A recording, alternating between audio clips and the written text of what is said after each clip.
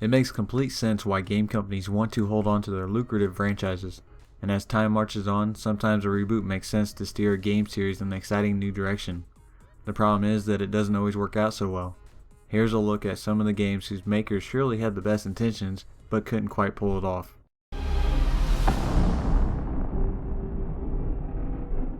Sonic the Hedgehog. The original Sonic games were fantastic, fast-moving platformers. They were simple games of running, jumping, and exploring colorful worlds as you freed defenseless animals from the clutches of a cartoonish villain. Enumerating the problems with this 2006 reboot would take longer than a Harry Potter movie marathon, but we can touch on the major issues. The camera gets in the way more than it helps, and unresponsive controls guarantee many accidental deaths as you speed through the game. Worst of all is that Sonic has a human love interest, which makes for some of the most uncomfortable images ever put on screen.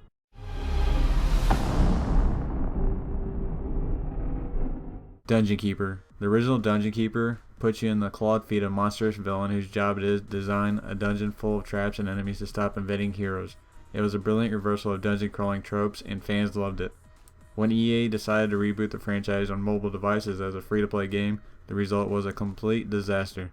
There might be a good game in there somewhere, but it's locked behind one of the most outrageous paywalls ever put in a video game. To build any kind of dungeon, you either have to suffer through punishing long wait times, or open up your wallet to speed things up. And let's just say, fans of the original were vocal about their disappointment.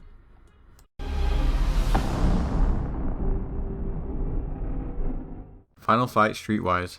In its heyday, the Final Fight games were respectable brawlers that featured heroic, muscular dudes bringing beatdowns to throngs of thugs. Basically, they provided dumb fun without letting too much story get in the way of the action. Then along came Final Fight Streetwise in 2006. This game was devoted a lot of its screen time to its story, which is unfortunate considering the acting and the writing are painfully bad and full of unnecessary swearing. The missions are ill-conceived. One has you stomping on cockroaches in time to music, and the fighting mechanics don't really go beyond button mashing.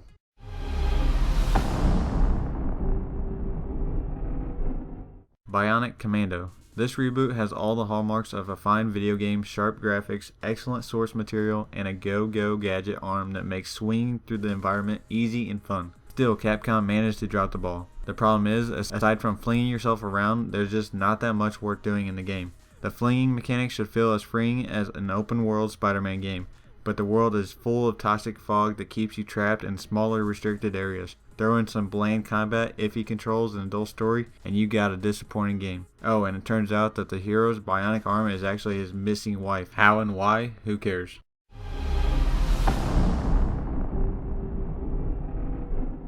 Duke Nukem Forever. If you weren't playing video games in the 90s, you're not likely to find much appeal in Duke Nukem, a Schwarzenegger-style hero straight out of the 80s action movie. Duke loves loaded guns, cheesy one-liners, and seedy strip clubs. In short, Duke Nukem 3D was made to appeal to teenage boys. Developer 3D Realms set out to make a follow-up soon after that game's 1996 release. It took an unprecedented 15 years before Duke Nukem Forever actually came out. By that time, Duke felt like a relic from another time. It didn't help that the game was a sprawling mess developed by too many people over too many years for too many platforms. Turns out, some games just don't need to be rebooted.